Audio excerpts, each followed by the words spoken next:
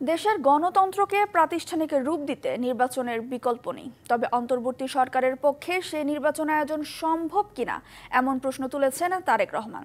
এছাড়া আবেগতাড়িত ও কোনো ভুল সিদ্ধান্তের কারণে ফ্যাসিবাদ যেন পুনর্বাসনের সুযোগ না পায় সে ব্যাপারেও সতর্ক করেছেন তিনি। রাজধানীর ফার্মগেটে কৃষিবিদ ইনস্টিটিউটে গণঅভ্যুত্থান ২০২৪ বেসরকারি বিশ্ববিদ্যালয়ের শিক্ষক শিক্ষার্থীদের অবদান ও শহীদদের স্মরণে স্মরণসভা। এই আয়োজনে অংশ নেন জুলাই গণঅভ্যুত্থানে অংশগ্রহণকারী বিভিন্ন বিশ্ববিদ্যালয়ের শিক্ষার্থী, হতাহতের স্বজন ও বিএনপির শীর্ষ নেতৃবৃন্দ। এ সময় হতাহতের স্বজন ও শিক্ষার্থীদের বর্ণনায় ভেসে ওঠে গণঅভ্যুত্থান দমনে ফ্যাসিস্ট আওয়ামী লীগের নির্মমতার নানা চিত্র। দাবি জানান শেখ হাসিনার দৃষ্টান্তমূলক শাস্তির। আমি শুধু এই সার্বিক খোঁজ খবর নেওয়ার আগে আমি চাই আমার সন্তান হত্যার বিচার।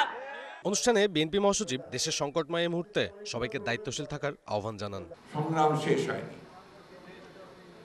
সামনে গণতন্ত্রের যে সংকট দেখা যাচ্ছে সেই সংকট থেকে উত্তরণ করতে হলে আমাদেরকে অনেক সজাগ সতর্ক থাকতে হবে। আয়োজনে ভার্চুয়ালি যুক্ত হন বিএনপির ভারপ্রাপ্ত চেয়ারম্যান তারেক রহমান।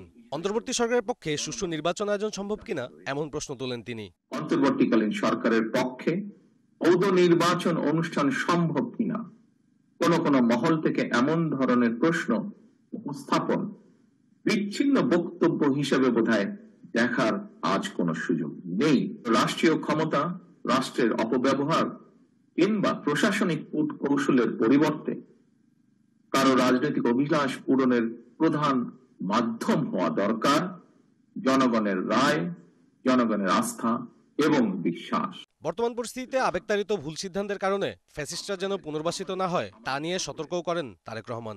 কোনো আবেগ তাড়িত কিংবা ভুল সিদ্ধান্তের কারণে রাষ্ট্র রাজনীতিতে ভবিষ্যতে আর যাতে কোনো চরমপন্থা কিংবা ফ্যাসিবাদ পুনর্বাসিত হওয়ার সুযোগ না পায় সে ব্যাপারে আপনাদেরকে তথা সমগ্র দেশবাসীকে সতর্ক এবং দায়িত্বশীল ভূমিকা পালন করতে হবে। দেশের সার্বিক পরিস্থিতি নিয়ন্ত্রণে অন্তর্বর্তী সরকারকে আরও স্বচ্ছ ও দায়িত্বশীল হওয়ার আহ্বানও জানান বিএনপির ভারপ্রাপ্ত চেয়ারম্যান।